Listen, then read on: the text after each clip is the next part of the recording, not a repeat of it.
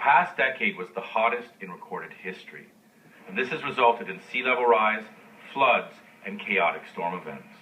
For many countries around the world, this has dire implications, because huge amounts of the global population live at or around sea level. And according to the latest scientific data, the problem might actually be worse than we previously thought.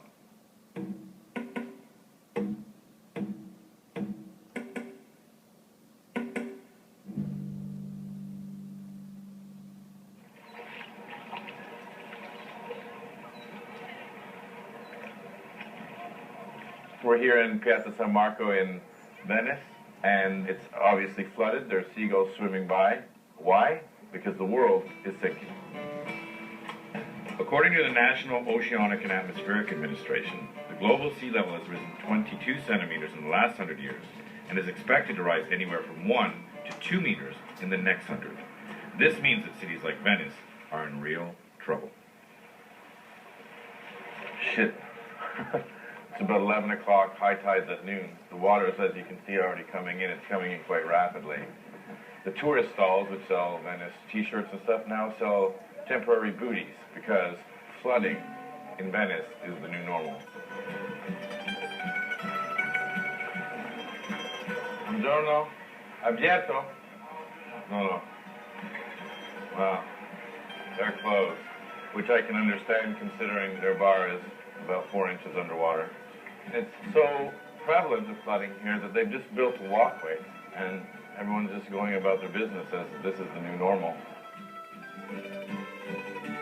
How many times a year is this area flooding, or around about now? La piazza San Marco è interessata dall'acqua alta ormai circa un centinaio di giorni all'anno.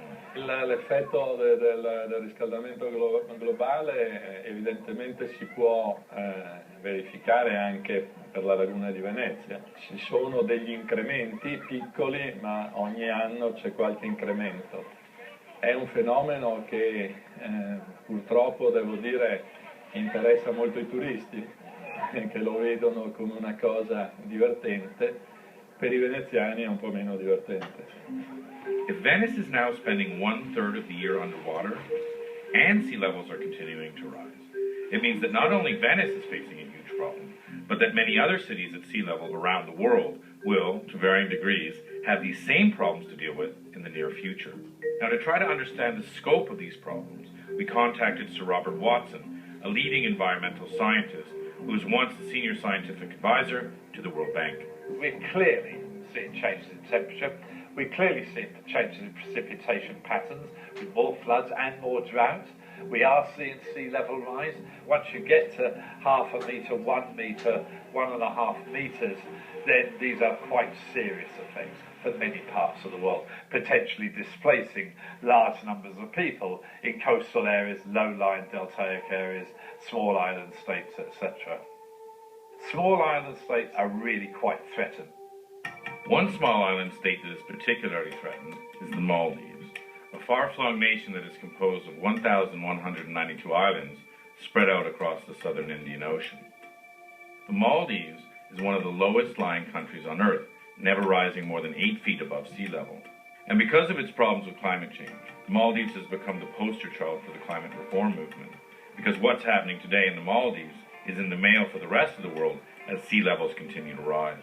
Manhattan is as low as Mali. If you cannot defend the Maldives from climate change and sea level rise, you will not be able to defend New York, and you will not be able to defend your homes either. Mohammed Nasheed is the ex-president of the country, who's also been called the Mandela of the Maldives due to his many stints of being imprisoned and tortured while campaigning for democracy in his country. And after finally winning the presidency in 2008, he immediately began a global campaign for climate reform. Famously, he carried out one of his first cabinet meetings underwater in an effort to bring global awareness to the fact that his country is disappearing into the ocean. We are actually trying to let the world know what will happen to the Maldives if climate change is not checked. President Nasheed traveled around the world seeking to ratify agreements that would slow down the effects of climate change. His message was simple: what's happening to us now is going to happen to you later. In 2009, he personally addressed the United Nations and delivered a very, very drastic message. The threats posed to the Maldives from climate change are well known. Weather events will make it harder and harder to govern the country until a point reaches when we must consider abandoning our homeland. Now, because of his environmental campaigning and his radical reform ideas, Nasheed was the victim of a military coup in 2012 that ousted him from office. And despite being continually under threat by the police and military, he's persisted in delivering his message of democracy and climate reform, traveling on a growing flotilla of fishing boats that sails from island to island, gaining public support for his environmental platform. You know, we are in a very precarious situation. We have 16 islands now that needs relocation already. So you're basically living climate change Yes.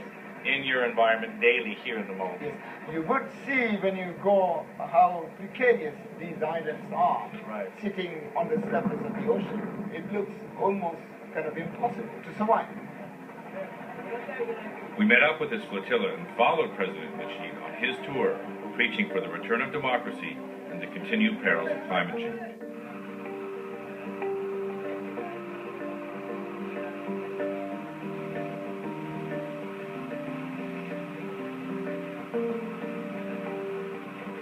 And as the flotilla passed an island, President Nasheed stopped the boat to explain what is happening to his country. You can see, if you have a look at that island, you can see the trees diminishing there. This island has suffered particularly badly. We would have to go into very heavy adaptation measures. Right. With water breakers, embankments, and revetments, that kind of thing. But you can't do that for the 2,000 islands. But that's, I mean, adaptation is not the way to go about it. You won't be able to adapt when climate change kind of goes into free fall. You're looking for new places for your country to go if in fact it sinks. You've famously done things like looking for land for your people in Australia or Sri Lanka or India because you don't want to become climate refugees, I believe. In the next century, more than a quarter of the world's population would be on the move. And it would be fairly chaotic. What happens when bigger countries have the same problems and they can't go anywhere? Well, what happens when Manhattan sinks? Where do they go? Other than going to, middle of Texas, I don't know. Right. This is just not only our issue. What happens here happens to the United States and your people tomorrow. We cannot be so short-sighted in this. So if we don't do something to stop climate change, what happens? We die. There is, you can't cut a deal with Mother Nature. I mean, this is not arms control or this is not trade agreements. There is no plan B because there's no planet B.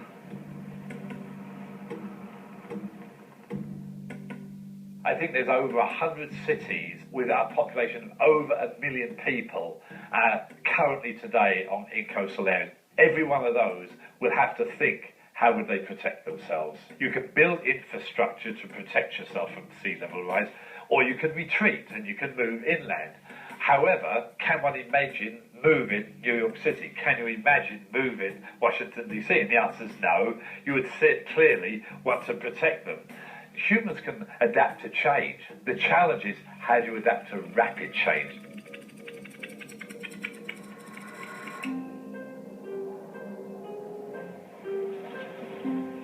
Hurricane Sandy, which was only a tropical storm when it hit New York, that clearly was a wake-up call that one of the most important areas, economic areas of the USA, one of the most populated areas, was quite vulnerable to a single storm.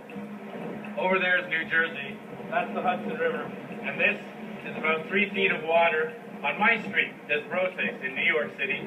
It goes all the way down, all the way to Tribeca, and all the way to West Broadway. Lower Manhattan is completely underwater. Hurricane Sandy hit New York with a 13-foot surge that flooded large parts of the city, causing loss of life and over $50 billion worth of damage.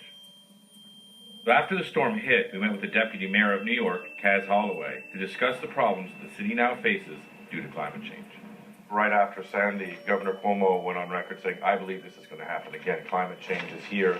What is the city's position on that? What's your position on that?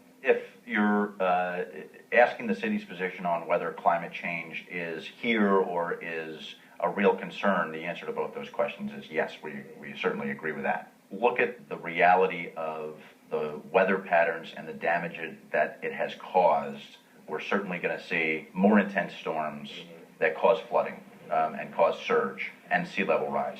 We have 529 miles of coastline in New York City. Sandy really brought into sharp focus is, hey, it is irresponsible for public officials to simply say, well, climate change isn't happening. No, we have to say, this phenomenon is happening. We need to deal with it. Now, not all public officials share New York's concern about this issue. In fact, many members of the federal government deny that A, climate change is our fault, and therefore B, that there's anything we can do about it. Carbon dioxide is not a harmful gas, it is a harmless gas. The science just simply doesn't back up the issue of global warming. I mean, yes, does the climate change? Of course it does. It's changed for thousands of years. The fact that all this is happening is due to man-made gases, I really believe is the greatest hoax ever perpetrated on the American people. There are always deniers or people that are not willing to accept the latest scientific information. More than half the American population doesn't believe in evolution, of which there is superb scientific evidence ever since Darwin. In an effort to explain why so many in America continue to deny this crisis, we met with writer and investigative journalist Professor Christian Parenti on Far Rockaway Beach, one of the hardest hit areas in New York, to hear his thoughts on climate denial. We've been all around the world talking to world leaders. We've been seeing the effects. We can see it here in New York. Why in America do so many people insist it's not happening? There's been a really concerted effort to invest in messaging that denies science. The fossil fuel industry is the most powerful industry in world history. They have enormous amounts of sunk capital, pipelines, these refineries. The idea of moving off of fossil fuels onto clean energy is a very serious threat. Koch Industries is one of the largest privately held companies in the U.S. It's a major petrochemical oil refining, oil services firm. They're elite right-wing political activists. It's not a secret conspiracy. They're very open about it. And they invest heavily in the political process. This outfit called the Donors Fund has ponied up close to $100 million to fund climate denial. Right. Fund bloggers, media, to deny a very, very broad scientific consensus. Yeah. They are defending their economic position very openly by investing in messaging. We are not in global warming. It's a theory. It's not a fact. It's never been proven. The science is not settled. Get off of it. Now, it's important to remember that America is the largest energy consumer in the world. We also are the largest polluter per capita, we consume the most oil, and are the only country in the Western world not to have ratified the Kyoto Protocol. Clearly, America has a huge negative impact on the global environment. However, on the positive side, it also has the power to affect climate change by altering its current consumption patterns, which it has to do, because if it doesn't, we are all in serious trouble. If you want to be the leaders of tomorrow, you must embrace the future.